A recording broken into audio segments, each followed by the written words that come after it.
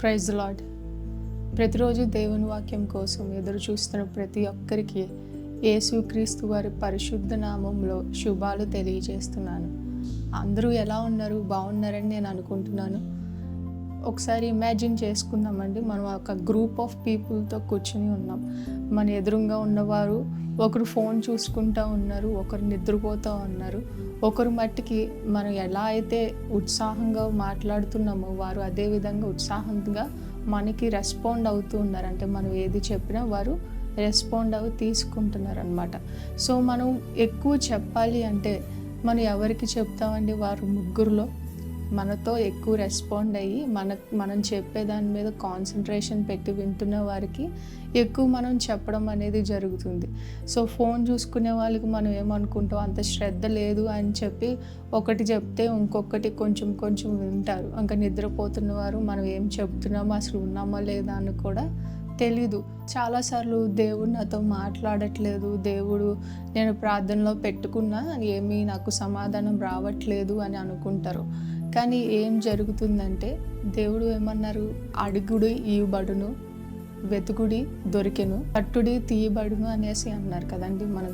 మనం అడిగినప్పుడు అదే విధంగా దేవుడు మనతో మాట్లాడినప్పుడు అదే విధంగా మనం కూడా స్పాంటేనియస్గా రియాక్ట్ అవ్వాలి. అంటే ప్రార్థనలో మనం మనకేం కావాలో చెప్పేసుకుని వెంటనే లెగిసిపోకుండా కాసేపు ఆగి దేవుడు మనతో ఏం మాట్లాడాలి అనుకుంటున్నారో మనం కాసేపు కనిపెట్టుకుని ఉంటే మనం అదే విధంగా మనకి కనెక్షన్ ఉంటుంది. అంటే చాలాసార్లు మనకి ఈరోజు నీరసంగా ఉందనో లేదంటే పని ఒత్తిడి ఎక్కువ ఉంది, ఈరోజు నేను ప్రార్థన చేసుకోను అని చాలాసార్లు మనం ప్రార్థన చేసుకోకుండా వెళ్ళిపోతాం. అంటే దేవుడితో ఆయన వెయిట్ చేస్తూ ఉంటారండి, మనం ఎప్పుడు మాట్లాడతామా అనేసి. పిల్లలు ఎలాగా ఇంట్లో ఫాదర్ ఆఫీస్ నుండి వస్తే పిల్లలు ఎలా వెయిట్ చేస్తూ ఉంటారు ఆడుకుందామని, అదేవిధంగా పరలోకంలో ఉన్న తండ్రి కూడా మనం ఎప్పుడు మాట్లాడతాము, మనం ఎప్పుడు ఆయనతో మంచి రిలేషన్ మెయింటైన్ చేస్తామో అని చెప్పి ఆయన వెయిట్ చేస్తూ ఉంటారు.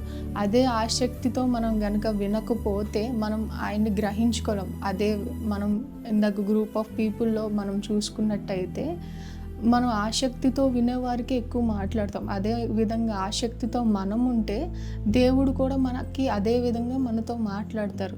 అదే ఫోన్ చూసుకునే వారిలాగా నిద్రపోతున్న వారిలాగా మనం ఉంటే దేవుడు మాటల్ని మనం వినలేం. దేవుడు ఉంటారు కానీ మాట్లాడింది గ్రహించుకునే శక్తి మనకు ఉండదు.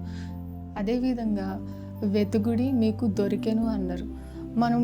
మన ప్రార్థనకి జవాబు మనం వెతుకుతూ ఉన్నా, లేదంటే ప్రభువారి కోసం నేను ఇంకా తెలుసుకోవాలని వెతుకుతూ ఉన్నా, మీకు దొరుకుతుంది.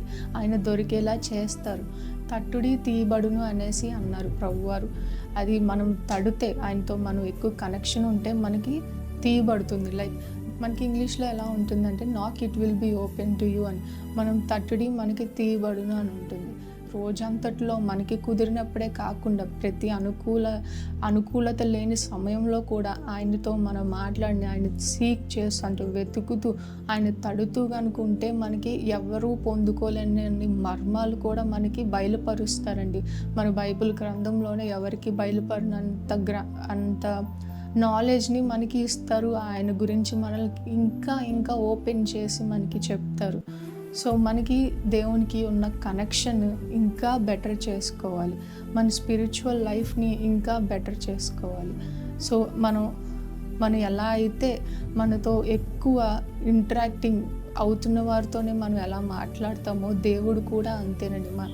ఆయనతోటి ఎవరు ఎక్కువ ఇంటరాక్ట్ అయితే వాళ్ళతోనే మాట్లాడతారు, ఎక్కువ ఇంట్రెస్ట్ చూపిస్తారు మాట్లాడడానికి. సో అలానే మనం ఉండాలని మనం ఆశపడుతూ ఉంటాం. మనం అడిగిన ప్రతి ఒక్కదానికి మనకి సమాధానం వచ్చేయాలని, కానీ మన నుంచి కూడా అదే ఎఫర్ట్ కనుక మనం కూడా చూపిస్తూ ఉంటే ప్రభువారు మనతోటి మనం అడిగిన ప్రతి దానికి మనకి జవాబుని దయచేస్తారు. ఆఖరి రోజుల్లో మనం ఉన్నాం. ఏ సమయంలో ప్రభువారు వస్తారో మనకి తెలియదు. సో ఈలోపే మనం ప్రిపేర్డ్గా ఉండి ప్రభువారితో మంచి రిలేషన్షిప్ కనుక మనం మెయింటైన్ చేసినట్టయితే మనం రాకడిలో ఎత్తబడే సంఘంలో మనం ఉంటాం.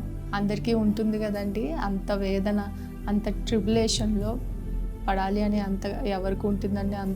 అంత వేదన పడాలని ఆశ, అందరికీ ఎత్తబడాలన్న కోరికలోనే ఉంటాం. కానీ కనెక్షన్ అనేది ఉండదు దేవుడితోటి. ఆ లూక్వామ్ స్థితి నుండి మనం గనక బయటపడినట్టయితే ఎత్తబడే సంఘంలో మనం కూడా ఉంటాం.